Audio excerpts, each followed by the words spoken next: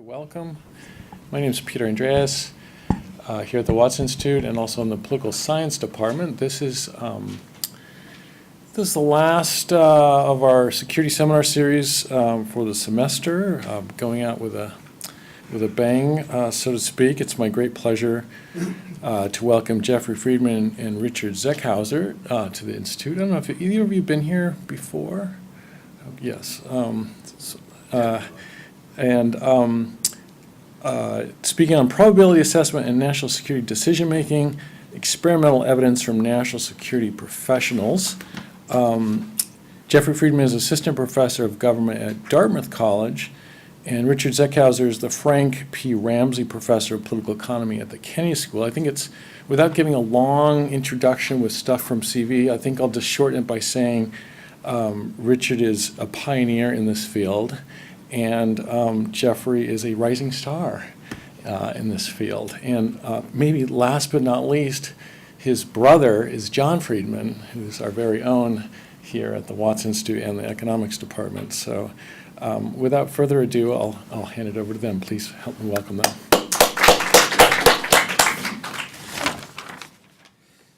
Thanks for having us. Thanks for being here. It's a pleasure to visit the Watson Institute. Today, let me just give you an overview of what we're going to talk about to frame the projects. We're going to start by talking about how within national security affairs, even though basically every major decision is surrounded by uncertainty, national security officials tend to be quite skeptical of assessing that uncertainty directly. And they have a bunch of reasons why they are skeptical of this. One is the notion that because the big probability assessments, things like the chances a military operation will succeed, the chances Iraq has weapons of mass destruction, even though they're important, they're so subjective, it just doesn't make a whole lot of sense to parse these things in much detail. That if Rose said something was 70% likely to be true and Joey said 40%, who cares? It's sort of all nonsense. Even if those judgments were meaningful, there's another area of skepticism, which is to say that decision makers wouldn't be responsive to them anyway. There's a whole large literature saying decision makers crave certainty. They sort of think about the world as always, never, and maybe. And sort of all this parsing of maybe, it just wouldn't make a whole lot of sense. It would just sort of roll off. And then even if decision makers did care about subjective probabilities, an even deeper critique would be to say that attempts to be transparent about this would backfire, and it would surround subjective judgments with illusions of rigor. And even if you thought you were being helpful by attempting to provide clear and accurate statements of uncertainty, that could actually backfire by misleading the consumer into thinking that your judgments aren't subjective at all. And effectively what we're going to do throughout this talk is to provide some empirical evidence to evaluate these claims. But even though these are basic, fundamental empirical claims about how people process and respond to uncertainty, they just haven't been tested yet. We're going to do that in two ways. In order to examine the extent to which national security analysts can make meaningful assessments of subjective probability, we're going to analyze a data set with more than 800,000 geopolitical forecasts gathered by a group called the Good Judgment Project. And those are going to unambiguously show that national security analysts can parse these subjective judgments with remarkable detail. And then we're going to report on some elite survey experiments with more than 400 national security professionals to show that national security decision makers do care about subjective probabilities, and that assessing those subjective probabilities clearly does not surround those judgments with illusions of rigor. And so basically, all things considered, this is a very optimistic talk. For decades, even going back to Clausewitz, scholars and practitioners have been skeptical of the ability of national security analysts and decision makers to deal with uncertainty. And we're going to say, at the very least, a lot of that skepticism is misplaced. Okay, let me go with some motivation about this skepticism I mentioned. All international relations theories have uncertainty in them to some respect. And every decision, just as a logical matter, assumes that its chances of success are high enough to be worth considering. And so you should think, or we generally expect, that national security officials would care about this uncertainty deeply. The fact of the matter is that in practice, national security officials can be quite coarse when they talk about this uncertainty in practice. The best example of this is prior to the Bay of Pigs invasion in 1961. President Kennedy asked the Joint Chiefs of Staff to say what are the prospects for this plan. The Joint Chiefs meet internally. Among themselves, they say that they think the plan has a 30% chance of success. But they think it would be kind of weird to write such a subjective judgment to the president. So in the report, they just say this plan has a fair chance of success. And they meant the word fair kind of like the letter grade of C means fair performance. Like not the end of the world, but you need to do better. President Kennedy interprets it as though it means fine.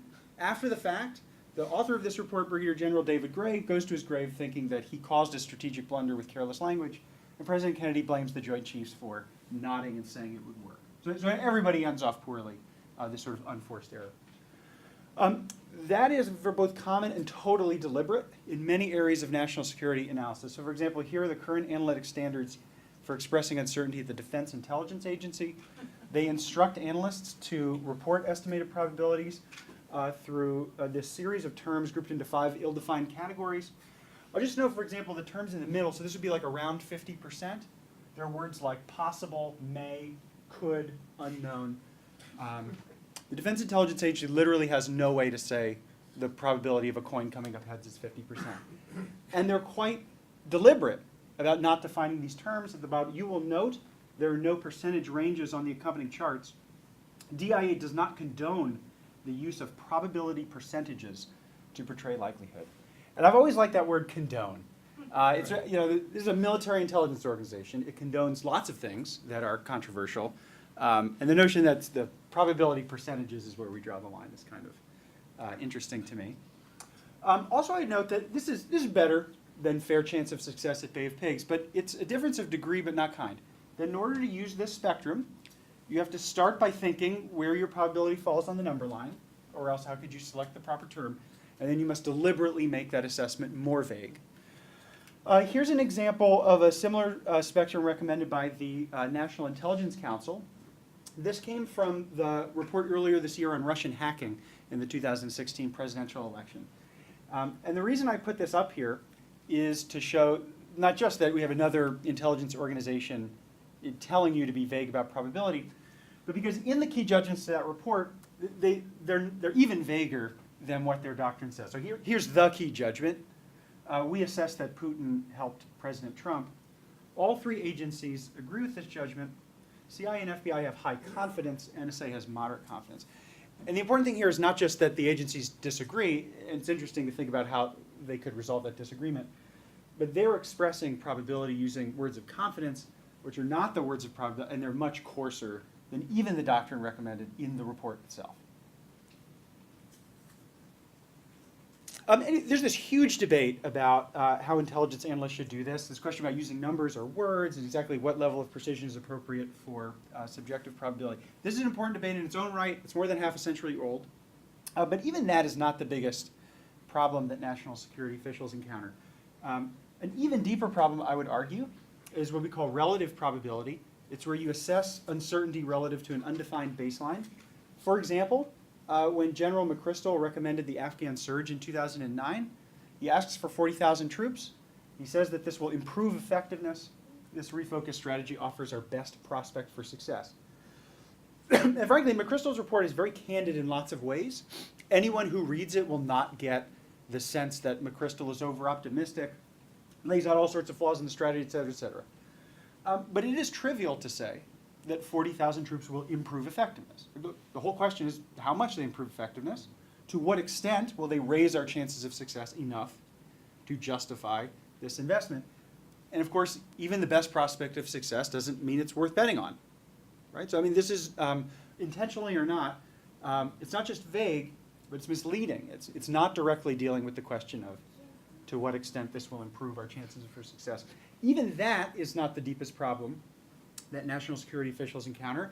An even deeper problem is what I call conditioning. It's where you talk about statements that are necessary for probabilities to be greater than 0. To give an example of this, the Iraq surge was justified based on language in the 2006 Counterinsurgency Field Manual, which in its recommendations for force sizing in counterinsurgency said 20 troops per 1,000 residents is the minimum troop density required for effective operations. And anyone familiar with this debate knows that This rule of thumb appeared all over in the press. It was used by President Bush and by General Petraeus to justify the Iraq surge. But I just want you to note that even if this statement is true, that 20,000 troops per 1,000 people is the minimum required, it says nothing about the probability of success conditional on meeting that threshold. All it means is that if you surpass this threshold, success would be possible. And if I showed you the fuller quote, it doesn't even say that, because it says that the proper threshold might vary across cases. And so quite literally, all this says is that if you do what we say and deploy this number of troops, it is possible that success will be possible. And that's, I mean, it's not literally irrelevant, but it's so far away from a rigorous basis for sending soldiers into harm's way. And the important part about both of these statements is not just that they essentially missed the ball of talking about subjective probability, but even the critics of the Afghan surge and the Iraq surge don't point this out. And generally speaking, when we talk about high-stakes military issues or national security decisions of any kind, the basic probabilistic foundations of these decisions are extremely vague. Just to close on one more high-stakes example, Robert McNamara, in his memoir, talks about how in all the times the whiz kids are deploying all their fancy methods to talk about tactical progress in Vietnam, they don't also deploy those techniques to thinking about the chances that escalation will actually work. McNamara writes in his memoir, "We never carefully debated what force would be required, what our chances of success would be, or what the political, military, financial, and human costs would be if we provided it. Indeed, these basic questions went unexamined." And McNamara talks in his memoir about how he of all people should have known this. He was a cost-benefit analysis guy. But there's just something about this question, scrutinizing the chances that military operations will succeed. It's so subjective and so controversial that even for the sort of the head whiz kid, it's quite easy to avoid. So anyway, this is the motivation for what we're doing. We think this is sort of unambiguously problematic. It doesn't mean there's a better solution, but the notion that the basic foundations of high-stakes decisions, which depend on subjective probability, are things that people are quite clearly nervous about tackling head-on. It's not just a pragmatic question, but it's a very deep psychological issue of how we should be thinking about this in structured ways. And as I mentioned up front, there are three basic reasons why national security officials at least say that they don't want to do this. The first is that they think these judgments are too subjective to be meaningful. They worry that national security decision makers just wouldn't process these fancy probabilities anyway. And they worry that if you tried to do this too directly, you'd lend illusions of rigor to these judgments. One of the things we always hear when we talk about this is, well, why does this matter for political science? Why isn't this just an intelligence issue? And again, the issue is that dating back to Clausewitz, this question about balancing analysis and intuition in national security decisions is one of the fundamental questions of this field. Robert Jervis, Richard Betts, many other scholars in the 1990s and the early 2000s wrestling with the implications of complexity. And they're saying, gosh, we have all these methods that we know are imperfect, and we're trying to think about exactly what we can do with them. And when it comes to real high-stakes decisions, what can we actually say? Daniel Kahneman, in his recent book, talks a lot about this. He actually says he believes descriptively probability is not so much a reasoned judgment, but a feeling, a sense of narrative. He tried to bring numeric probabilities to the Israeli intelligence service in the 1970s. It totally failed. He said decision makers were uninterested. He just sort of gives up. Actually, one of the best articles on this subject is by current Secretary of Defense James Mattis. The article has the mellifluous title of U.S. GIFCOM Commander's Guidance for Effect-Based Operations. What he's basically saying is all these quantitative methods are garbage because the world is so subjective. Whatever, just leave it to the pros. Go with your gut. That's what Clausewitz would have said. So these are deep debates.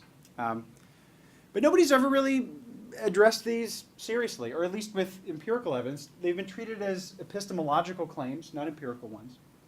So we're going to try to get some traction on this. So first I want to go with this question of to what extent can analysts even assess these subjective probabilities with any precision? How are we going to get at that? Well, in recent years, a group called the Good Judgment Project, which has been sponsored by the Director of National Intelligence, has gathered a database with nearly 1 million geopolitical forecasts. The way this worked is that the Good Judgment Project, led by Barbara Mellers and Phil Tetlock, recruited nearly 2,000 people, Those people were provided at regular intervals with questions selected by the Director of National Intelligence. Those questions would be things like, what's the probability that North Korea will detonate a nuclear bomb by a certain date? What's the probability that Vladimir Putin will win the next election? What's the probability that China's economy will grow by 7% next quarter? These questions were selected not because they suited any particular methodology, but because they were important to real intelligence issues. These individual, has anybody participated in this, by the way? Rose, are you a super forecaster, Rose? No, I'm not. I actually gave up because I got so frustrated with it. And then in a later round of interaction with Hotella, he actually asked me to be part of the background group, but I haven't actually done anything with them. But I got so frustrated with the initial personality assessment questions about whether you're a hog or a hedgehog or a fox. And I ended up I was 2 hours into it and I was like, this is really not worth my time. So I said that to him and he's like, interestingly, most of the super forecasters are retired people because they have a lot of time on their hands. And I thought that really makes sense because I think there is a threshold after which your interest declines relative to the opportunity cost of the time you invest in it. There are lots of important questions about who these unique individuals are. They were unique in lots of ways, including that they had so much time. We have 1,000. A lot of them were retired. I mean, that was the thing. A lot of them They were were retired. Don't worry, Rose, we'll rerun it. Well, I have faith that Rose would have been a super. Anyway, so people answered these questions, and what the Good Judgment Project did with this mainly is they wanted to figure out, effectively, what's the cognitive profile of somebody who can predict world politics, okay? But for our purposes, what we're going to say is, look, this is an unprecedented resource of nearly 1 million forecasts at numeric precision on all sorts of issues related to foreign policy and national security. And effectively, what we can therefore do is take these numeric forecasts, we can start rounding them off, and we can see at what point coarsening them starts to sacrifice meaningful information. Here's just a histogram of the forecast. They're extremely detailed. More or less, most forecasters are predicting probabilities in increments of 5 percentage points, which in and of itself is more precise than any national security agency would allow you to do. What we're going to do is score all of these forecasts in terms of what are called Breyer scores. Breyer scores reflect mean squared error. So if you say something has an 80% chance of happening and it happens, after the fact, we'd say its true probability was 100%.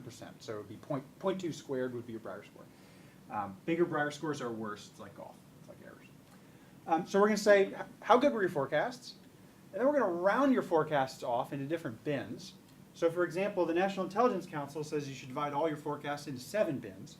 So we'll divide all these data points into 7 bins. We saw that sometimes intelligence analysts use confidence levels, so we can round them into 3 bins. The standard way of doing this in intelligence studies is called estimate of verbs. Like, we assess this will happen or believe this would happen. That's basically 2 bins, things we think will happen and things we don't. But we can coarsen these forecasts any way we like. We'll then rescore them, and we'll see to what extent they got worse. Can I ask a clarification question? Of course. For step 2, do you assess probability orthogonal to confidence, or these are alternative ways of doing it? I'm just Oh, good point. trying to understand. Yeah, so this question of whether confidence and probability are the same thing. Because they're theoretically they're orthogonal dimensions, right? Yeah, I think so. In practice, so basically, to Rose's question, in principle, probability is the chances that something's true, and then confidence is the soundness of your basis for drawing that judgment. So, I think the probability of a coin coming up heads is 50%. I'm highly confident that's true. What are the chances that Mongolia has more than 2 million people? Like 50-50, I don't know, low confidence. So in principle, these things are they're probably correlated, but it's an imperfect correlation. But theoretically they're orthogonal, right? In practice they often Yes. aren't. But also in practice, I think most of the time when intelligence analysts talk about confidence, they really mean probability. That is to say, when these guys said, we assess with high confidence that Vladimir Putin meddled in the election, Right. I think what they mean is, sorry, I can find it. Oh, you just had it. No, I think what they mean is we think it's highly but likely. that's exactly why I'm actually asking the question, Jeff, is that I think that part of the problem, this is just me, it may not be you, and I'm curious what you and Professor Zeckhauser think about this, but I think part of the problem is that confidence often gets conflated with probability in ways that lead to miscalculations and misjudgments. Yeah, so you could say, I've talked with Richard and I have a paper exactly on this distinction. Oh, And we okay. were talking with Greg Treverton, who runs the National Intelligence Council, about this. And he said, no. When we say confidence here, we really mean confidence. We don't mean probability. But if that's the case, then this judgment is even more vague, because it would mean that the way That's they're right. assessing uncertainty is with this word we assess. Right. So like, I take your point that one can argue as to whether the probability assessment here is the estimative verb of the confidence level. Uh-huh. But I think just in principle, when we're designing this empirical study, like we kind of want to know whether Well, no, that difference is. I mean, I think what you've done is awesome. I just wanted to be clear, like, do you separate those out as three different ways you assess each, each judgment, or are those something you do either or? For these purposes, it'd be either or. So Okay. basically, we have these numeric forecasts, and we can round them to any degree of imprecision that we like. And we're going to say we round them to 7 segments, or to 3 segments, or to 2 segments. That basically corresponds to the way people use words of estimate, probability, confidence levels, and estimate verbs. But I think your description. No, it's a perfect point. And the point that like we don't even know what confidence levels mean when they show up in intelligence reports is in and of itself kind of crazy. Well, yeah, because you can have high confidence about something that has a low probability, Absolutely. and low confidence about something that has a high probability, and so that's why I feel like the way that it's discussed in language is imprecise. Yes.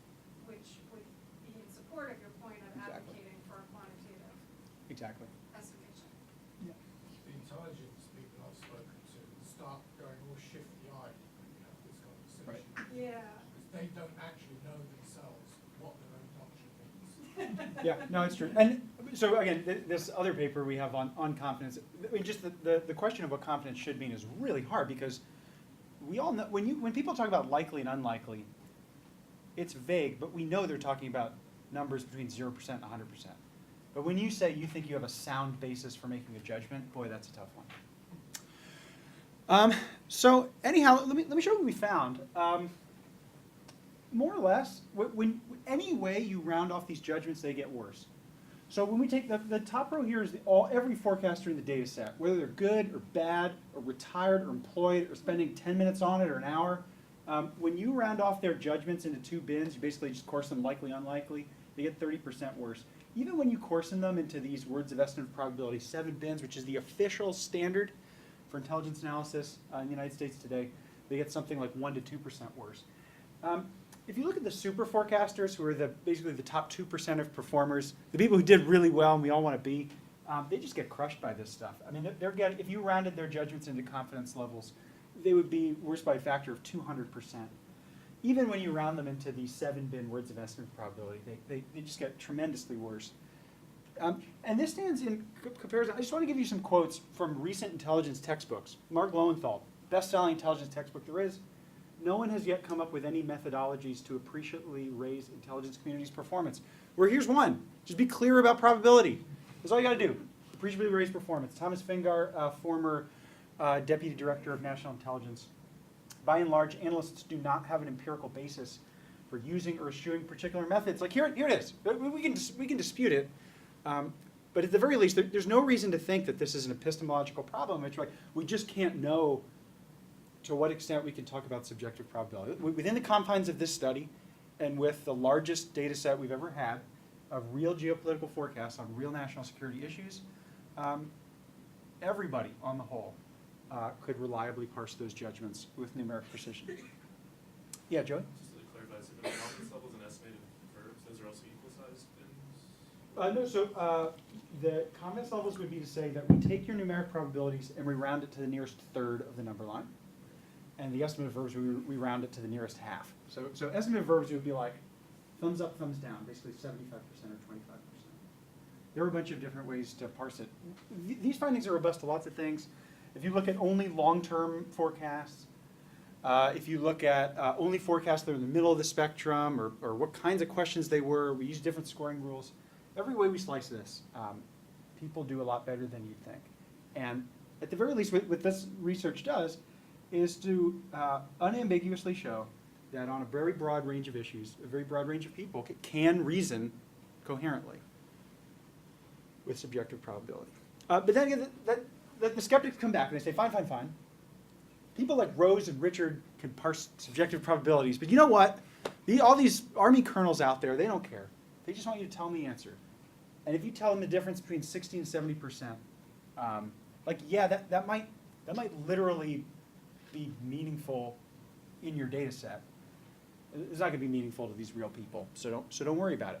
And again, lots of important scholars have said this, including Daniel Kahneman, who said, at the very least descriptively, decision makers say they don't care about these probabilities. So angels on the head of the pin. Is the question that they don't care or that they don't understand? Oh, that's interesting. I haven't thought about that. It could go either way. Like when I, Yeah. you know, so like when we interviewed a bunch of these people, it's like I'd love to give people these numbers, but we all know how bad humans are at math, and we know Yeah. how national security people are even worse at math, and even worse at statistics than they are at math. And so they may care, but they may not have the capacity to understand. And so I'm just curious if you get a sense of if you have that same issue or if that's just me. You know, to be candid, we should think about that hard. I mean, I think my sense is the literature on this Well, the literature's bad. probably tends toward the latter. I think it's a sense that limited cognitive capacity of non-numeric people means that the difference between 60 and 70% just, it doesn't fit. So it's a numeracy issue. Yeah, is that your sense? Yeah, that's what I'm asking. I think they're really saying they don't have the capacity for it. But that's different than not caring. Okay, that's what it gives. And I have to say, every single time, so the way in which I get the data I'm about to show you, Richard and I did, is we give lectures every year at the National War College. And when we talk about this, the colonels raise their hand, they're like, we don't care. And my response to this is, But they're military guys, right? They're not gonna say, I don't understand. sure, but our response, look, for decades now, psychologists have been showing that there's all sorts of stimuli that influence your decision, whether or not you're conscious of that. And so, like you can say you don't care, or you can't, or whatever it is, but it's just an empirical question as to what extent real national security officials would respond to the distinctions and probabilities that we might care about. So in order to test that, Richard and I and Jennifer Lerner, a psychologist at the Kennedy School, teamed up with the National War College. And we ran a series of vignette experiments with national security officials. The reason why the National War College is so good for these purposes is they bring in a cross-section of people. About 2/3 of them are US military officers at the rank of colonel or commander, and about 1/3 of them are either US civilian officials of similar ranks or foreign non-US military officials. And also their response rates are just absurdly high. So in terms of elite level survey experiments, it's not just that we're getting people who are literally national security officials to do this, but we have some claim, at least relative to other elite level survey experiments, that we're getting a pretty broad swath. We're going to give them the vignettes. The vignettes are things like hostage rescue missions, drone strikes. One of them was about, my personal favorite, there was this sketchy Afghan warlord who wanted help, and the question was whether you could trust him. And we're going to ask them whether they support doing these things. Here's what they look like. This is the hostage rescue mission. These things say, hey, there are a bunch of risks and opportunities here. We think we found these hostages, but we're not entirely sure if they're there. We think we can get in and retrieve them safely, but we're not sure. And effectively, we give them 5 probabilistic cues.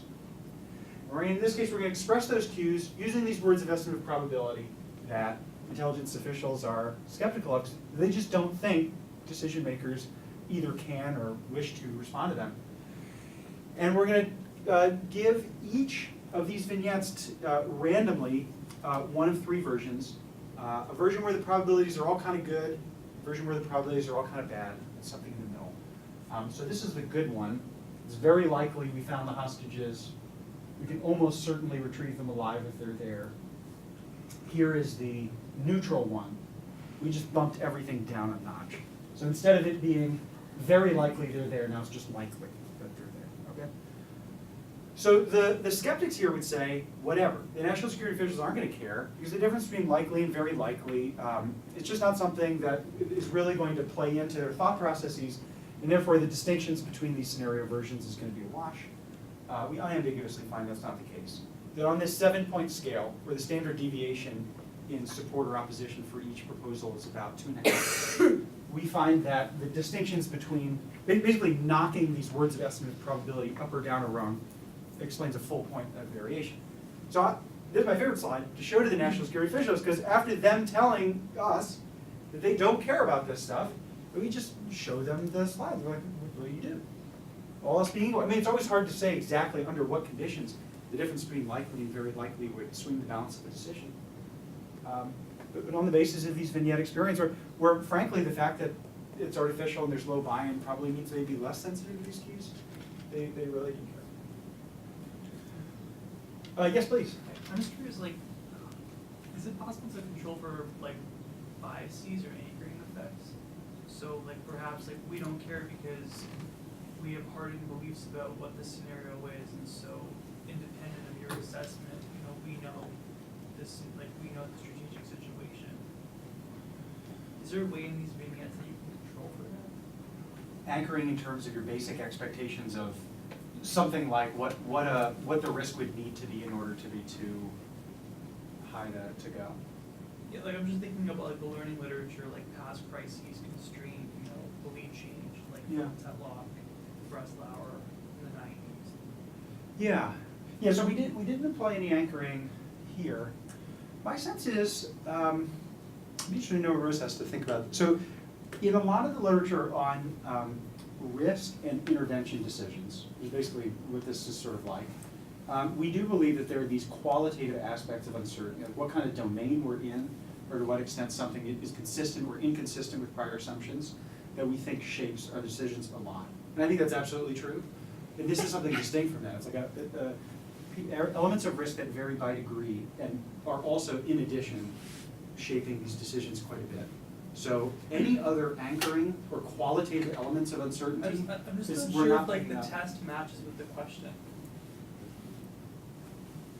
Where if the responder is exposed to a vignette, they don't have any other background information, how does that necessarily, like, what's the validity of that? Whereas in a real scenario where that question is drawn from, do you care? I don't care. Is that because the context for them is richer and they have these biases perhaps? Oh, you mean, so in the real world, just the effect of these distinctions would be diluted or watered down by all the other cues that people face? Sure, yeah, okay. Yeah, that's fair. Yeah, that's plausible. On the other hand, I mean, I would say to the extent that in controlled conditions, decision makers do clearly respond to, like, I don't see the empirical claim that the skeptics make, which is to say that decision makers lack the cognitive capacity and interest. At least we can refute that. And as with all survey experiments in IR, really any other area of the social science, like, when you then extrapolate that to the real world, and you would never take like the magnitude of the effects directly. I'll have to think about that. I mean, to some extent, like that surrounds all survey experiments in our field. But you're right. Yeah. Yes, please. But we would get presumably more extreme results if we added more surrounding information. Otherwise, it wasn't just a number that's pessimistic. We're going to. Yeah, I mean, he's saying that if you care about the other cues, it would dilute the attention that you pay to this. It's possible. So, when the stakes are really high, then other cues can matter more. That would be less attention to the numbers. So as I sort of say, you may die of a heart attack. You have a 70% chance of dying of a heart attack. That's our pessimistic scenario. Right. You may die of a heart attack. You have a 20% chance of dying of a heart attack.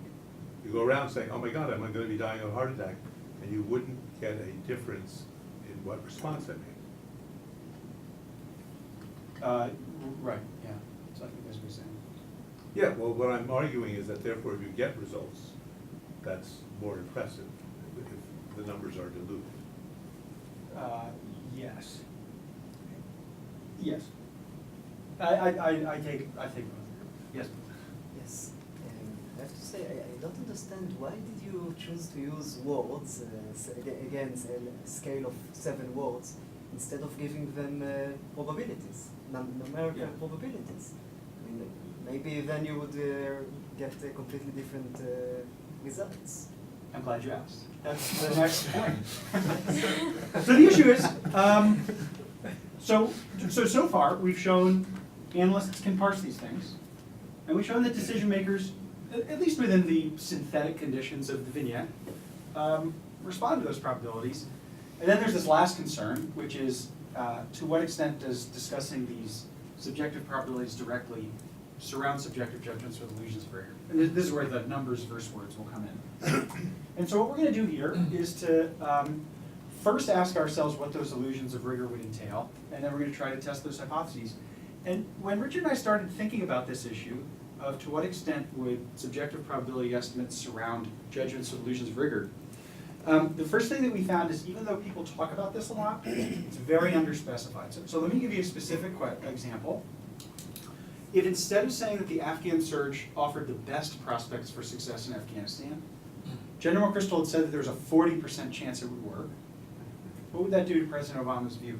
Would it make him more likely to support the mission because he thinks that this is a really sound scientific judgment, so he should go? Or would it make him less likely to support the mission because the clear judgment highlighted the residual risk? It's just sort of hard to say. And effectively, scholars and practitioners who've made this argument that communicating probabilities directly creates illusions of rigor, it tends to be a sort of all omnibus critique as opposed to falsifiable claims. So let me give you 3 ways in which this could plausibly happen. I'm very open to others, but these strike us as the 3 most plausible ways in which illusions of rigor could undermine sound decisions.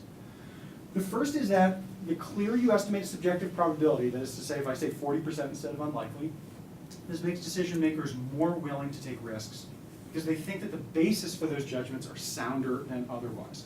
So we're looking at the world and we're averse to ambiguity and we're worried about putting soldiers in harm's way unless we have a really rigorous basis for doing it. And when Richard quantifies this probability, I think it's a more rigorous basis, so I'm ready to go. The second way of thinking about this is that it's not that clear probability assessments bias you in one direction or another, they amplify your views. So if you think there's a really good probability, like a 90% chance of success, the clearer I am about that, the more favorable you'll become.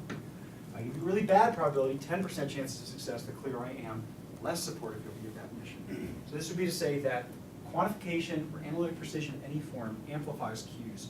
It doesn't bias you.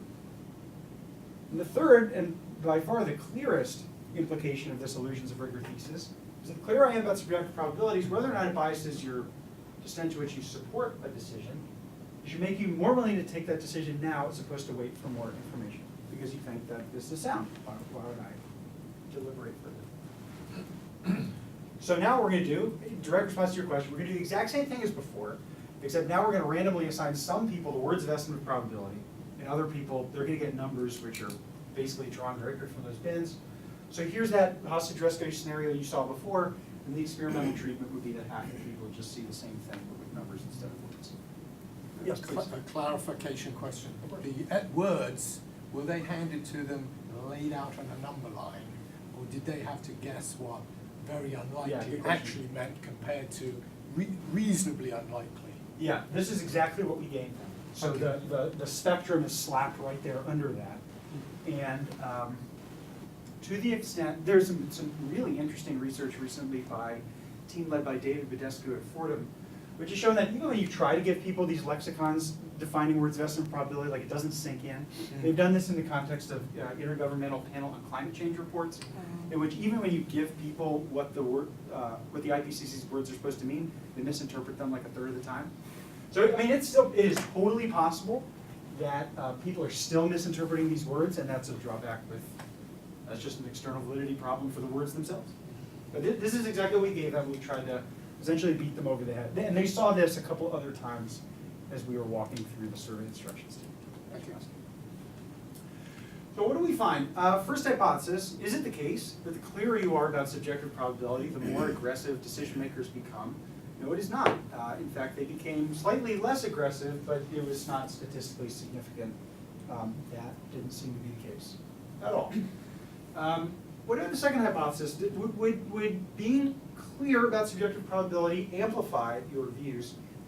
Well, what would that mean? It would mean that in the optimistic cases, that is to say the cases in which the probabilities were good, you should see decision makers becoming more supportive of action.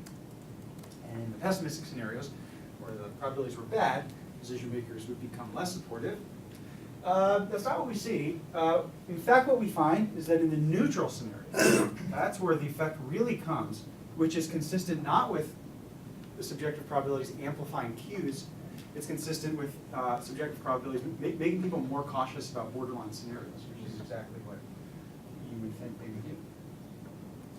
Can I just ask, sorry to interrupt, in Yes, any please. of these scenarios, is the subject provided with any raw data, raw intelligence data, along with a probabilistic estimation? In other words, I can imagine a decision maker saying, I don't pay attention to any subjective probabilities, because that individual wants to eyeball some of the raw intelligence, even if it's a highly subjective selection of the data. Yeah. The person wants to see the data and then really isn't that interested in what some intelligence analyst makes of that data. I can't imagine a decision maker saying, I refuse to look at intelligence. Like I never read an intelligence report because it's probabilistic. Like that would be crazy. But so, just to go back to the more general point, if in the vignette said, there are these hostages, they're surrounded by 80 guys with machine guns, highly likely you'll be able to rescue the hostages without anybody suffering any injury. It would be ridiculous. If on the other hand, there was some signaling with the data and you know what I'm saying? So these vignettes are should involve some kind of signaling with data, and then it'll be interesting to see how much does the addition of a probabilistic estimation, particularly if it's going against some of that data in there, well, how does that influence the decision maker? Yeah, I think that's a great point. There's been some interesting research on this by Ellen Peters at OSU for medical decisions, where you provide consumers essentially with So risk that's exactly assessments. what I was thinking of. Yeah. So, I mean, just as a descriptor, we didn't do that here, but that would be a great thing to test. And you could, you know, for a follow-up study, one of the treatments could be, so it's a 2x2. How precisely is the judgment expressed, and to what extent are you given supporting information? And I can imagine it going either way. Like providing the supporting information could either dilute the attention you pay to the analyst's conclusions, because you draw your own conclusions, or it could make you pay more attention to the conclusions because now you understand how the analysts got there, and therefore you find them more coherent. Right, if you told me I So I have a can imagine it 20% going either way. chance of dying of a heart attack, but I have hypertension, I'm overweight, like it wouldn't make any sense. Yeah, that's a great point. We should follow up on that. Can I just suggest that we should distinguish between what we convince, data that we convince people through, and what I will call data that convince most people. Most of the discussion of persuasion suggests that stories are much more persuasive than data. So if I sort of say, oh, you know, you're a 58-year-old Brown professor and you're overweight, and I had another Brown professor in here just 2 months ago. He was also overweight.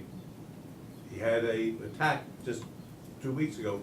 They would take that as being more persuasive than, I actually have this study that was done at the Mayo Clinic of 2,000 people, so on and so forth.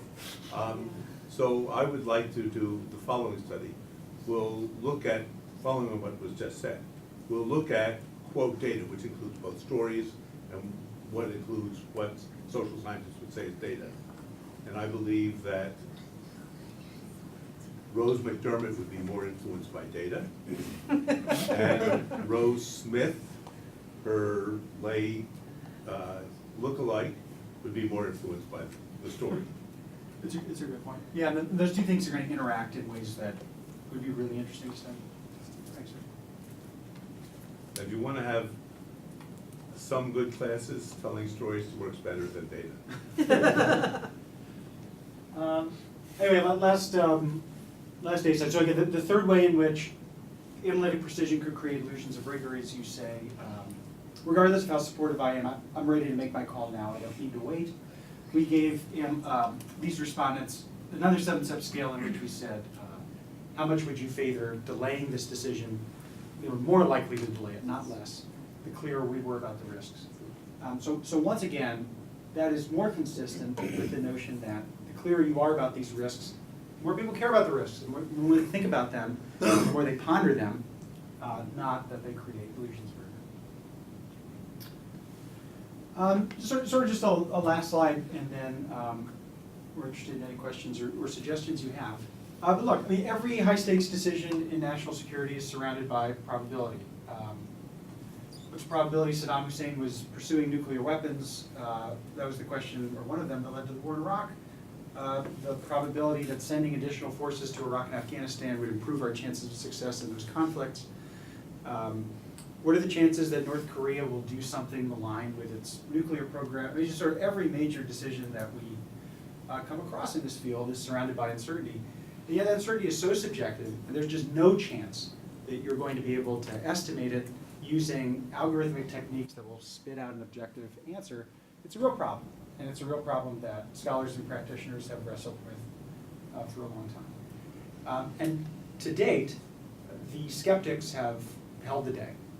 And they've advanced a series of empirical claims about how analysts are incapable of wrestling with this subjective probability, and how decision makers are either incapable or uninterested in wrestling with this subjective probability, and how even trying to deal with this issue in rigorous ways can backfire, because it will surround subjective judgments with illusions of rigor, and that would, in fact, make things worse. And those claims are all plausible. They show up in scholarship and in professional journals, and they've just never been tested. And what we've attempted to do in this body of research is to take at least a first empirical cut at that. So we looked at a body of nearly 1 million forecasts to see analysts' capabilities in assessing subjective probabilities. We surveyed more than 400 national security officials to see how they respond to subjective probabilities. And the conclusion is surprisingly optimistic for a security studies talk. I mean, in some sense, there's a criticism here, which is to say, it is pretty weird that the DIA does not condone the use of probabilistic percentages, that we're deliberately avoiding describing the probabilistic foundations of major decisions. But the reason to be concerned with that is because we think we can genuinely do better, or at least the data suggest that if we paid more attention to this issue, we could add to national security discourse. So that's the motivation for our research. We'd be delighted in any suggestions you have about ways of extending it or improving it in the future. Do you want to come up, Richard? Or would you? I don't want to talk, but can I ask you a question which is never I've never had a presenter ask a question. To give you a sense of the co-authorship, it's adversarial collaboration. We actually don't like each other very much.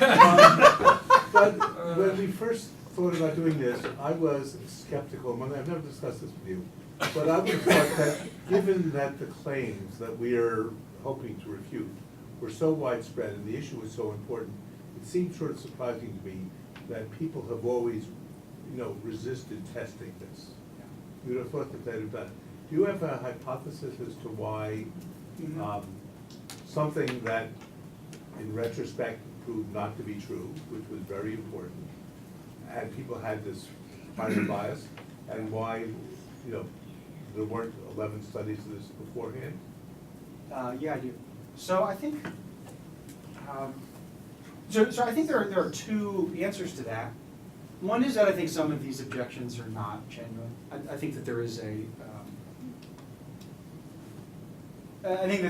motivated reasoning sense to some of this, but you wouldn't think that would hold for like Richard Betts and Robert Jervis. So the real question is why haven't scholars gotten around Yeah, to it? I mean, And I think anybody in the world. And I think that the issue is that when this debate hit political science in the 1990s, as a result of incorporating complexity theory and wrestling with it, we just didn't yet have the techniques and the decision science background in order to test. I mean, the Good Judgment Project came along in 2011. So before then, I would have been very skeptical of someone standing up and giving a talk like this without 1 million forecasts. And I think also in recent years, the willingness of the National War College and other elites to really get on board with rigorous research has gone up a lot. So the combination of political scientists just not having reached out to the decision sciences and the resources not existing, I think when Richard and Bob wrote about these issues, they really were sort of epistemic questions we didn't know how to answer. And I think we've just come along. A comment on the question. Talk a little louder. Yeah, a comet. In one of his science fiction stories, Robert Heinlein actually wrote about a certain project that the government wanted to create in space, and the government officials were debating it, and they said, okay, according to our calculations, 3 people are going to die during this project. And then everybody agreed according to these ideas. So you're saying that this is science fiction? That people would actually Fantasy. talk like that? Yeah? No? I mean, it does happen in some cases. There's, one of the most interesting, another thing that Richard and I have written about is in the search for Osama bin Laden. If you've seen Zero Dark 30, there is a scene that was based on a real discussion on this where analysts are sitting around and debating what was the probability bin Laden's in Abbottabad. The reason that's important is not because they quantified it, but because President Obama struggled, at least the literature says, to know what that meant. So even, so in our broader work, the issue is not just that we want people to quantify probabilities or to be more precise, but to understand what that means and to be comfortable with it. But it is very, very rare in senior high-ranking discussions to, first of all, to quantify anything, let alone something so subjective. Rose and I were at a conference at OSU a couple of months ago, and the man who is now the director of the Office for Net Assessment was there. He was sort of talking about how decisions are made in the Situation Room, and one of the questions was how do they deal with risk and probability? Like when a decision is proposed, what are the chances it succeeds? How do people talk about it? And his answer was that would never come up. That would just be something we would never discuss. It's not just like a words versus numbers thing. It's like doing it at all, and that's why I started by talking about not just the intelligence doctrine, but about relative probability and conditioning. I think we're just so far away from dealing with this rigorously. Is that the situation in the industry as well? What do you mean by industry? Industry. When Google, the people up there, No, they- Google needs to make decisions. No, So you know more about But it. it depends on the field. Medicine is very much this way as well. It has less justification because most of the things that we're talking about are sui generis. There's only one time when Osama bin Laden or a guy is hiding out in Abbottabad, so that you can sort of say that. But with medicine, we've seen, 10,000 56-year-old women who have had, hormone therapy to deal with a menopause, okay? So we can give you statistics, and you ask your doctors all the time, what is the likelihood of that? And they said, I'm sorry, but we just don't, give out statistics on this type of thing. Sometimes you can look in the medical literature and you can get it, but your doctor won't give it to you, and he won't tell you, oh, go read Lancet, in January 2014 to find out what your prospects are. And sometimes, I had this experience with my wife. I sort of said, at one point when she was quite sick, I said, what are her prospects? And they said, well, it all depends on, her ethnic background, her age, her weight, and so on and so forth. And I said, oh, a woman of so-and-so descent who's 55 years old and is, slightly underweight, one thing that, we don't have statistics. That's, precise. So I either want it for all people from, 52 to 57, or I want it for people who are just like that. And they just are hesitant to that, and I don't do that, and so therefore you, my student, don't do that, and your students don't do that, and nobody does that. So I'm saying here's an area where, it should be done, and it isn't. But if you talk to people in industry, for example, about probability to failure, they talk about that all the time. Your son is playing on a computer there. The people who make that computer will talk about what's the likelihood it will fail in 10,000 hours.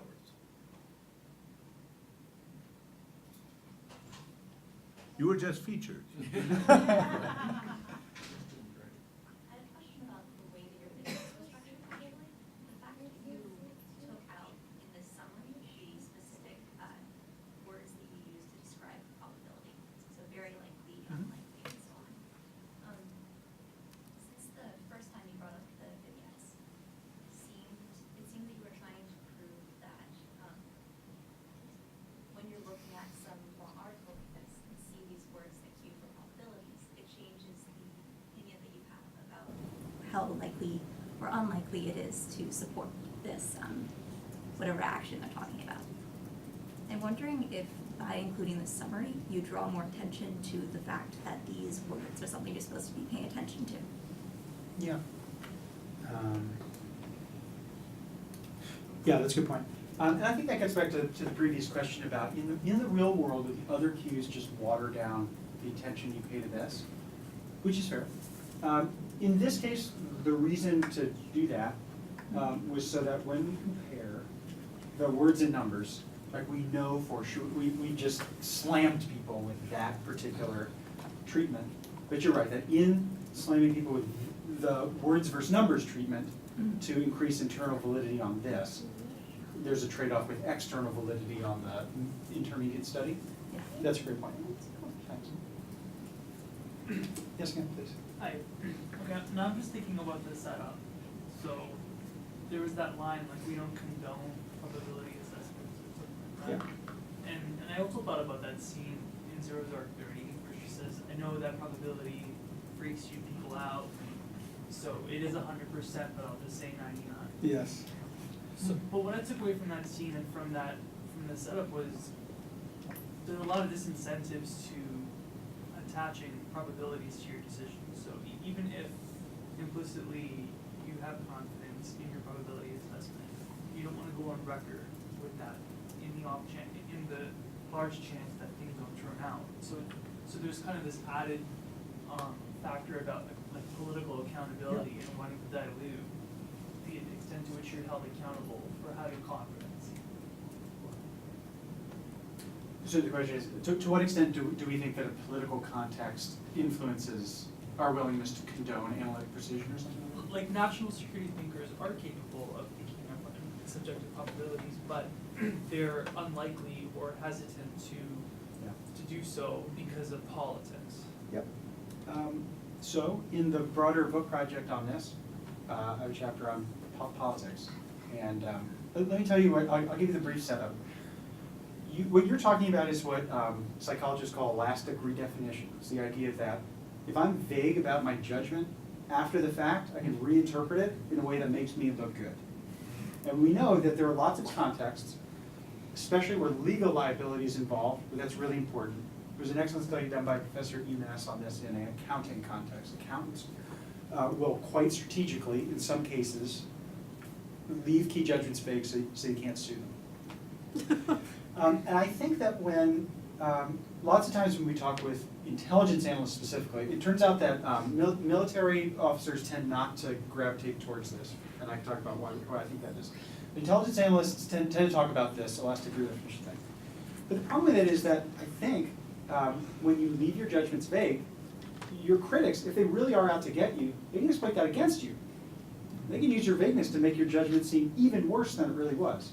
That's what happened in the Bay of Pigs case, where they really meant 30%, but President Kennedy said, no, they just sat there nodding, saying it would work. Iraq weapons of mass destruction, the judgment was we assess Saddam is doing this. The estimated verb we assess technically highlights uncertainty. But everybody misread that and falsely accused the intelligence community of false certainty, even though that's literally not what they said. So it's just it's an issue where I think there are these countervailing effects, and if what we really care about is political incentives, we've just been emphasizing one of these and not the other. And as, to make a long story short, in some studies I conducted on this, these things seem to balance out. That hypercritical people actually seem to punish you more the more vague you are, because they twist your words against you. Right. But in terms of a descriptive explanation of why the DIA, so I'm talking about the normative thing, like should they care about this political thing? I think that's vastly overblown, but in practice I suspect that really is surrounding a lot of the creation of these analytic standards for sure. One, I mean, I think that basically you're right. I think there are two reasons why I don't like to quantify probabilities. You know, this is a hypothetical me. I actually love to quantify probabilities. But one of them is I think I will get away with less blame. If I say something is likely to happen and it doesn't happen, I think I'm in less trouble than if I say it's 80% likely to happen and it doesn't happen. Because the second is I sort of share some of the hypothetical, we share some of the views that do I really have enough information to be precise enough to say 80%? Am I really sure that if I thought about it a little bit more, I would have said 90% or 70%, whatever else it might be. But now, so I believe that in the real world, lots of people would like to fuzz things up, whatever happens with regard to vague probabilities. I mean, people who had vague probabilities with people who said Hillary Clinton was going to win. Nate Silver said, no, 30% likely that Donald Trump was going to win. And then everybody sort of said, isn't it amazing, all the people were wrong? Well, the people weren't wrong. The people who just sort of, fuzzed it up were wrong, and similarly with regard to Brexit. If I were in charge, though, I would want my subordinates to give me real probabilities. If you read Robert Rubin's book, when he was, written after he was Secretary of the Treasury, he talks about how he used to force his subordinates to use probabilities. I have some friends who run a real estate investment firm. And they invest in a typical fund, they'll invest in 40 different investments. And every one of them, success will depend on probabilities. Like, how likely are we to be able to refinance this in 3 years? And I suspect that they would want to get rid of people who sort of said, oh, pretty good chance. Now, and once I have you giving me the estimates on, by the way, sometimes you should do the investment even though it's only 20% chance, because the returns will be high enough. So you do. There's also this notion of do things that have the 55% chance of succeeding, but not 35% chance of succeeding. But what you want is you want guys who are pretty good at these one-time only situations, but saying 35% for this, 22% for that, 81% for that. And if you say 50-50 for every one of them, he's going to sort of say, well, that's great. You're providing me with no information. The ideal guy would say, oh, 100% for this one, 0% for that one, and would always be right. Of course, that's not the real world. But you want people to split probabilities and be precise about the probabilities. And the more they split them and where they're precise, the better off you are. And speaking about return, as you just mentioned, how does the concept of utility fit into all of this? When you said, sorry, the first part, Yeah, speaking of return? Return on an investment, like if something is not only 20% likely to happen, but it has a very high return, you might still be willing, to invest in this opportunity. So I'm thinking like from a decision theory standpoint, we have these subjective probabilities, but then we have this concept of utility. I guess, how does this factor in? Like, are national security professionals able to assign, value judgments, utility judgments to different outcomes? Great question. I haven't studied that in detail. I suspect, the question of how you assign value is it's even harder than probability, because the national interest, it's like a philosophical concept. We don't even know how to scale it. Richard, do you have any sense of, Yeah, where does the literature first I- stand on utility elicitation? Okay, so first, people have tremendous problems with that as well. My strong suspicion is you would find an overwhelming tendency for people to go to divide things above 50% and below 50%, which is terrible. Let's talk about a thing that we do, every month, which is we have some drone strike after some terrorist who's riding around in a car, or is it some location. Okay, and I take it that we'd sort of say, well, if we think that it's reasonably likely that the guys in the car were going to be willing to do it, particularly if there's not much collateral damage. My view is, if you don't know what, we now are allowed to do this even if we don't know who the guy is. That was one of the big things that President Obama went forward with. But I would think that we should be willing to go after al-Baghdadi, who's the head of ISIS, if we think there's a 15% chance we're going to get him. We should go after the third most important military commander in northern Syria, but we should need a 50% chance or a 60% chance. So it depends on who the guy is. I think that we don't do much in terms of calibrating utilities, but I believe in von Neumann Morgenstern utilities. I believe they apply to the amounts of money that I earn in my investments, and I believe they amount to the returns that I get from carrying out a foreign policy, intervention. Do people do it? I don't know. Jeff will write a book about it in a few years.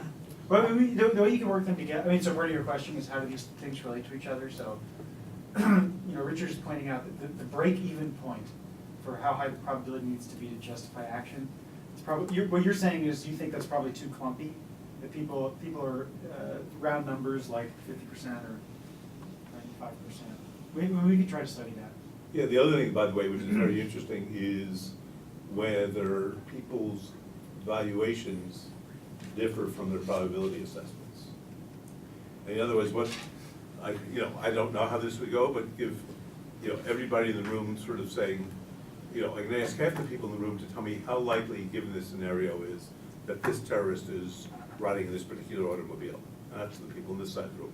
This side of the room, I'm gonna ask them first, how valuable would it be to catch this particular terrorist? And then ask them the probability.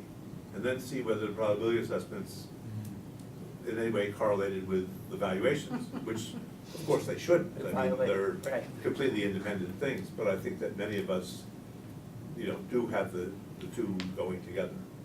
Yeah, and I just also think if we just kind of relate this to like game theory as well, like thinking of like mini-max strategies. If we were able to provide some sort of utility, you could minimize the worst case scenario and things like this.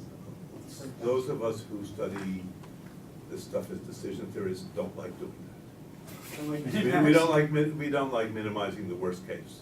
What we like to do is maximize expected utility.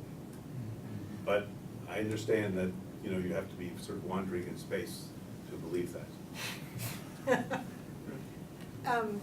This is really fascinating work. It's so important and so interesting, and I love it. So I have Can you come to all of two. our seminars? No, I think it is really important and Thank you. really interesting. And I have two trivial questions and then one deeper question. The first is the experiment with Jennifer Lerner, has that been already published? So parts of what we talked about will be coming out, yes. Because I hadn't seen it before, and that's why I was curious. The second is, do you know what the historical impetus was behind not condoning probabilities? Like, do you know what the path-dependent narrative for why they got there? Okay. And have you presented to them? Yeah, so as part of this, we presented this to the National Intelligence Council, to the CIA's methodology group, and to the National War College, and to the DHS. I should have mentioned up front, about half of that was sponsored by the Department of Homeland Security's CREATE program. Path depends, so here's what I can give you. In the 1950s, there was the person who was then effectively the head of the National Intelligence Council, Sherman Kent, tried to work on this. He was defeated soundly. And this narrative developed at the time that there was a cultural clash in the intelligence community between mathematicians and poets over whether or not you So thought. this was bureaucratic politics. Yeah, it's really unclear. There's an ethnography of the intelligence community that came out in 2005 that talks about this. And there's a really interesting question as to what exactly is going on there. Yeah. So Sherman Kent writes an article on this that is published, declassified in 1964. In the 1970s and then in the 1990s under Joe Nye, when he was the head of the NIC, a couple of attempts were made to try this. They all failed. So basically, it became understood that unless you had a manager who was really grinding the axe, you could never get analysts to do this full time. After the Iraq Weapons of Mass Destruction controversy, the 2004 Intelligence Reform and Terrorism Prevention Act required, by law, intelligence analysts to properly caveat uncertainty. And that's where those spectrums that I showed you came from. That effectively every intelligence agency by law had to do something like that in order to have formal analytic standards. But very quickly, this got tied up with the creation of the Director of National Intelligence. The Director of National Intelligence said, here's what to do. And then everybody else was like, guess what? You don't have any authority over me. And so that led to every agency creating its own idiosyncratic spectrum as opposed to harmonizing. So I don't know if that gets to your question about the path dependency. That's as I understand it, the institutional That actually is story. really interesting, and it totally makes sense. My broader question, and this won't surprise you, but I'm really curious how you think the intersection of certain personality variables have to do with the assessment of probability, right? So, and here I actually don't mean the stuff about the big five or any of that kind of stuff. What I really mean is something like narcissism or something like paranoia, where you have somebody who actually has what would be, diagnosable or, a clinical state of those kinds of things. Because, and I'm really not talking about Trump here, I'm really talking about the historical manifestation, right? You see it in various people, Hitler, Stalin, other kinds of intelligence failures. A lot of it had to do with the filters that can be understood as personality filters through which the information came through. So you think about Stalin, who had endless warning that Hitler was going to attack, and didn't believe any of the very credible, persistent evidence he was getting from his generals and intelligence committees, because he was so convinced that the British were disseminating false information, right? So he had a filter that allowed him to miscalibrate accurate information. And, you know, we could go through a dozen examples like that tomorrow, you know, today. So my question is, you know, have you looked at the interaction effects, or can we envision a way to do an experiment where you would do a, you know, a personality battery on these intelligence officers prior to them filling out this form, and seeing if some of these assessments are systematically miscalibrated by a couple of these very influential personality factors? Yeah, that's really interesting. And you could do that for the interpretation as well. It's Right. both, how do I come up with my perceptions of the world, and then how do I interpret? So, I mean, the short answer is we haven't done that. I mean, the good judgment survey, so the reason you didn't want to go through all that back, because they did ask a ton of things about your cognitive style, but even that is distinct from personality. Yeah, but he didn't do personality very bad. No, I'm agreeing with you. Unless he's added it since then, but you were right. I mean, I saw them as hedgehog That's what he was fox things, but I didn't see like, you know, a Rosenberg self-esteem battery. I didn't see a Hamilton depression battery. I didn't see, you know, and yet we know people who are depressed have systematic, you know, biases in their probability assessments, as do people who are manic, right? And so you could think about ways in which that would affect judgment, not among the 800,000. I'm thinking more around the population you have at the Yeah. National War College.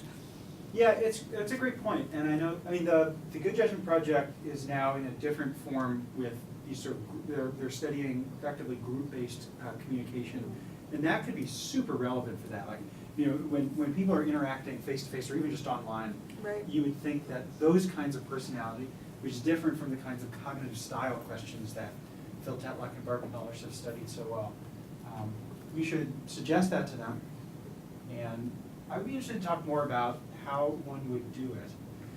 We go to the National War College each year to do this study, so if there's a way, maybe we could talk about ways of eliciting that in the way that they will approve of, because, you know, we're Yeah, I asking mean, these I sort of- can think of a few batteries. The real concern experimentally is to not contaminate your results by asking questions too close to the time that you're asking for the assessments, right? So if you have a longitudinal panel, you could do the battery in, you know, wave 1, and then come back in wave 2 and ask for assessments and see if they're filtered through that particular kind of, you know, trait-based batteries. But there's obviously a variety of different ways one could do this, and, you know, I mean, I'm just curious, and I know that all the attention in this has really gone to the Big Five.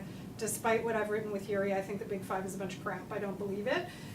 But I do believe that narcissism is a real effect that filters information. I do believe paranoia, it's not common, it's a J-shaped probability distribution. You know, and we can talk about the probabilities and likelihood. However, I think there's self-selection, right? So politicians and other people who gravitate toward leadership positions are disproportionately likely to be male, which is higher narcissism and higher paranoia, and disproportionately likely to be narcissistic because of self-selecting into leadership roles. And so I'm just, you know, I'm just curious. Yeah, that's a good point. And you could also say, look, we did our best in this experiment to study national security officials, but we got like the colonels, and once you, that's still a slight different from the generals and the commanders-in-chief who have all sorts of other. But that's the group from which those higher groups are selected, right? But you're saying, if I understand, you know, it winnows out. I forget what is military incompetence adaptive? Is that Richard? Yeah, Randall? it's Richard. Is the idea like the Richard higher stuff. you get up, Yeah. the more it's selecting for overconfidence and the kinds of bad Absolutely, traits. but it's still from that population, which is gonna be skewed from the normal population, right? So like if you see, you know, we do a bunch of studies with the Marines, right? The SEALs are different than the Marines, but the Marines are different than the seamen, and the seamen are really different than like us, right? And so, you know, along a whole battery, not just personality things, mostly stuff about physical, Yeah. you know, being good at physical stuff. But, you know, I mean, like I can't run, you know, 10 miles in full pack at, you know, 100 degrees. I would want to, but I also can't. So. Yeah, let's talk about it. Okay. That's a great suggestion. Yes, please. Each of those line items there is an individual probability Yeah. assessment. And your super forecasters, and then you've also demonstrated the people who provide these for, sort of, okay, they can handle them.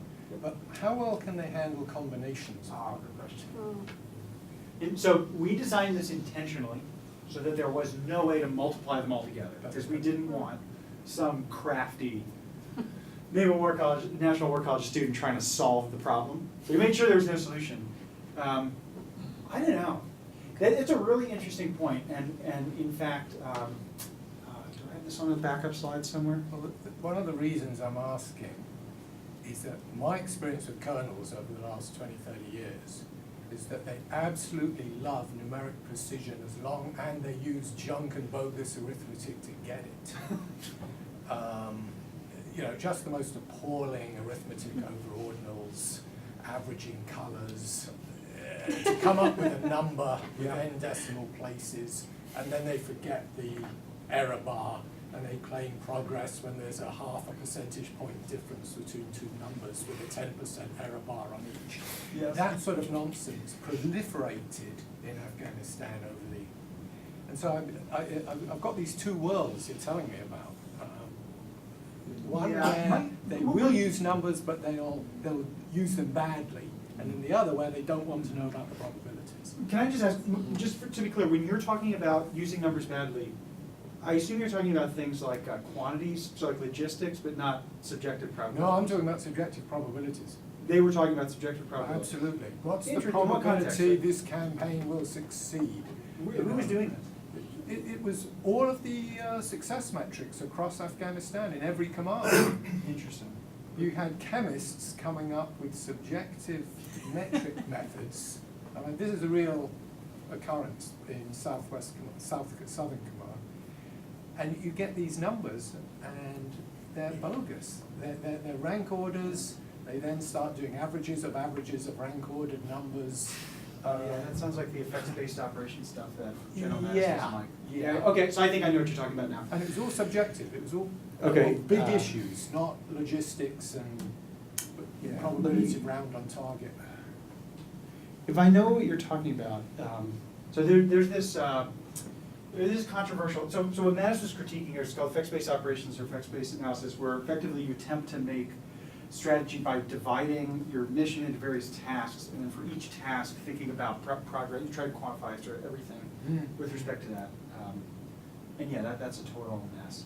But my sense is if we're talking about the same thing, my understanding of what that's effectively trying to do is to effectively avoid answering the central question of what are the chances this will all succeed by disentangling the things that have this illusion of objectivity to it. Yeah. And that was the key critique of the whiz kids in Vietnam. It's like that McNamara and his whiz kids thought that they could get statistical control by treating this as an input-output process. And in fact, what that was really doing is just avoiding the whole question of whether this will succeed. But So at least his guys could do statistics. Yeah. These guys can't. You know, it's stuff you get thrown out of your first grade arithmetic class for, and yet you're talking to colonels. Yeah. Let me show you one more slide on. Can I object to your discussion of Vietnam? Sure. I Richard was a whiz kid. Yeah, Look at his I was a Wikipedia. whiz kid, and I'll tell you my story, which is I worked in the Pentagon in 1962, 64, 66, in the summers, as the Vietnam War was getting worse. And there was a guy in our little group, which started, there were 11 of us when the system of balance began, who we referred to as the village idiot, because he was clearly the least impressive person in the office. And the point of the realm was how often you got to see Secretary McNamara. And he never got to see Secretary McNamara the first summer. And by the time I was there for the third summer, where things were going badly, he was McNamara's point man on Vietnam. And he was running up to his office all the time to tell you how many villages had come over to our side. And he had all sorts of quantitative measures. And I think McNamara is not quite, he's objective but isn't realistic in his book, is that he dismissed his best analysts as time went on to get the people who would tell him what he wanted to hear. This guy was a guy, by the way, who was a college professor on a intergovernmental loan or whatever else it might be. So I don't think that Alan Enthoven never worked on this, though he was in charge of the office. His chief subordinates never worked on this. This guy worked on it. Political scientist, by the way. We're shocked. Do you have any information about how this works like in other countries? I mean, Yes. it's like a US national security story, but like, what about the French, you know, what about the Israelis? Do they quantify, do they have probabilities, or it's the same as in the US? Absolutely. Yeah, I mean, the examples I know best are US, but probability is a general thing. So, I just came back from Norway. I was speaking on this with their intelligence cat. Norway is attempting to create its words of estimate probability spectrum. They wanted input. At the moment, all NATO countries have something called the NATO Common Standard. The NATO Common Standard is, it's effectively that. Looks a little different, but it's a 5-step word of estimate of probability scale. The only difference is that the middle things are a little wider. Now, for Europe, they're that, with other countries attempting to just kind of figure out whether they want to go in different directions. And Norway, as you might expect, is approaching this in a very intellectual way. The Israeli experience is an interesting one. Daniel Kahneman and his co-authors Vila Nir have an article about attempting to do this in Israel. And the conclusion of their article, they got Israeli intelligence analysts to quantify probabilities for a short period of time, and they stopped doing it because the decision makers told them they didn't want them doing it. And the last experience I'll give you comes from Canada. 2 years ago, there was a really interesting article published in Intelligence and National Security. The Middle East desk at effectively Canada's CIA experimented over a period of 5 years with estimating probabilities in intervals of 10 percentage points. But they only did this for internal use. They refused to publish them. And then when the head of the office changed, it went away. And they went back to the NATO Common Standard. So, a piece of good news. The United States is the world leader in terms of estimative precision, even though that's quite problematic. But many other countries are talking about this. And especially, again, to go back to Rose's earlier point about question about the history, the Iraq weapons of mass destruction case was just a big global wake-up call in terms of, hey, you gotta worry about this. Yes, please. I find this incredibly interesting in the discussion about Robert McNamara and Norway somehow generated this question. So, talking about these subjective probabilities, we're talking about the probability of something happening more or less along a spectrum. And my understanding of I'm trying to get my history right, but it was the whole red team thing was the Reagan administration, right? The early Reagan administration, Cold War and Richard Pipes, just to, sort of saying that, look, the fundamental set of conventional wisdom assumptions that define this spectrum of probability, they're wrong. The intelligence agencies are using these assumptions. We're going to set up a separate team of people who have a totally different worldview, and we're going to provide a different spectrum and then a set of probabilities across that. How does that kind of behavior play into this study? In other words, instead of looking at how decision makers are responding to these probabilities, looking at or agencies' inclination to use these probabilities, to think about that whole exercise of completely throwing out the assumptions and running two separate. And it's relevant, I think, to Vietnam, because the quote from McNamara that you showed, bring it up again, but it struck me as a little bit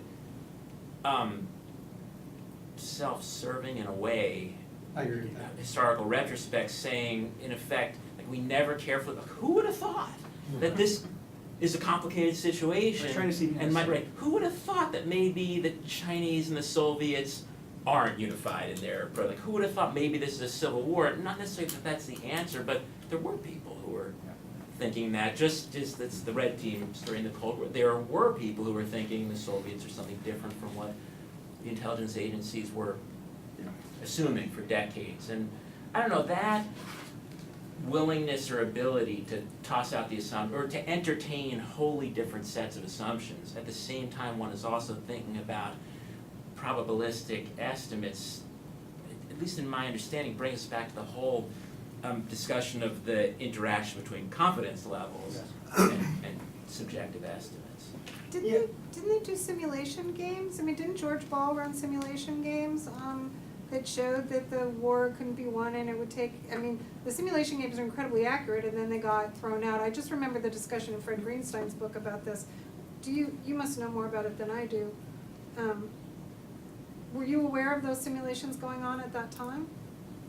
We didn't discuss this. I mean, I've read about them, the New York Times and Time Magazine subsequently, but they weren't discussed at the time. Yes, I mean, by the way, it was interesting, when you worked for McNamara, if you were worried about how many destroyers you should refurbish, which was one of my challenges, he was terrific at this, and he could think probabilistically and everything else like that. And I thought it was the really sort of big issue that he, that he didn't want to do this. Why? I mean, when he thought probabilistically, I mean, there was this notion of how much is enough.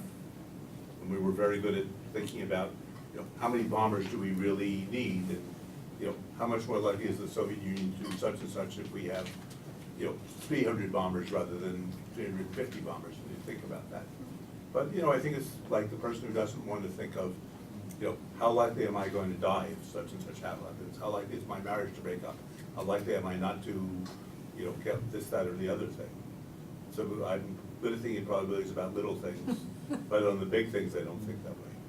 Yeah, I mean, I think, so the good histories of Vietnam that I've read, so this is like Frederick Logevall, and also, going back to the Gelman Battles irony in Vietnam. So it's quite clear that when the United States sent combat forces to Vietnam, decision makers had reasons for pessimism, and even the standard narrative is they didn't think it was likely to work, they just still thought it was such a high stakes issue. So to your points on what exactly this means, the evidence seems to indicate that McNamara and Bundy and the top decision makers, they were aware that they should have doubts. They didn't, what I think this statement means is there was never a serious analysis to sit down and say, okay, exactly to what extent should we have doubts? What is our probability of success, and how do we know that's good enough to proceed? But to your specific question about what we make of these red teams, I think one advantage of probabilistic thinking is that it reveals the assumptions about which you are uncertain, and in that sense can prevent consensus from ossifying. So the intelligence community, the Iraq weapons and mass destruction case is called layering. It's the idea that intelligence agents, analysts, took a bunch of uncertain things and put them all together, and like as they went up the chain, the caveats went away, and at the end of the day, it became unclear the extent to which all of it was uncertain. But part of what your point raises is, with this respect to probability versus confidence, is that if all you do is give a probability estimate, and you neglect the range of opinions surrounding that, that can present a false consensus. And so what you'd really want people to do is to say, here's our best estimate, and here's also the range of opinion that people have or that we would accept, so that you would simultaneously say, here's the best we've got to go on, and we're not presenting false consensus. And I think you could do that, but all you got to do in order to make that happen is to separate likelihood and confidence. And I think that the real worry you raise is if all people did was to give point estimates, it could give the illusion of consensus. But that's just another reason to be careful. I think it's really important when you think about the red team. Frequently people bring in red teams if they don't like the answer, or worse, separate guys. So George Ball was not the central, the central player in this group. Right. We're the guys over here. You're Bundy, I'm McNamara, Chet's the president, and that's the way we're thinking. And then there's George Ball over here. He's not one of us. And what you have to do is you have to say to one of us, okay, what would be your doubts about this? Because I trust you because you're on my side. And in general, if I'm saying something is 80% likely to succeed, and you're sort of saying, oh, it's only 30% likely to succeed, I don't know whether you disagree with me because you really disagree with me, or whether you disagree with me because of my values. Your values are different from my values. So if I know you're on my team, it's useful. One of the things that Robert Rubin says is you should get people, now of course he was very lucky because he had lots of individual decisions that, he didn't have the Vietnam War going on, but he would make people write things down before the meeting. You weren't supposed to talk before the meeting. So you sort of say it's 30%, you say it's 60%, you say it's 80%, as opposed to the usual thing, which is we get into the room, and you sort of say, well, I'm not sure about it, but they always sort of say, well, I actually think it's more likely than not. Jeff says, oh, I think it's much more likely than not. Can we all agree on 58%? And And, nobody wants to really disagree with, that number. But if we sort of said, well, actually, we started off at 30, 60, and 80, you were the guy who said 30. Why did you say 30? I understand you've heard these other points of view. And then we sort of bring out your data, which tends to get suppressed. I think there's a lot to be said as to how you organize a group to really get the appropriate information. For example, one of the things that I say to my students is, you should always ask them, the usual thing that happens in my faculty at least is, one of the senior faculty members makes a statement, and then the associate professors will make the statement, and then the junior faculty sort of goes along. And I think, we're trying to decide, should we enter a new degree program? We should start off, we should ask the most junior people, what do you think? Because they're gonna be more willing to say what they really think. If I haven't started off, I've been there the longest. If I start off and say, I think this is a terrific idea. And you tell me as a 28-year-old assistant professor, you're gonna sort of say, well, Richard, as usual, you're wrong, right? The Prussian war game exercises in the 1800s, the guy always started with the most junior officer and asked his opinion first, and then went up in rank. Never started asking the senior officers what their opinion was. We've run out of time, but if you want to stick around and ask more questions informally, that'd be great before dinner. Thank you very much. Thanks to you all.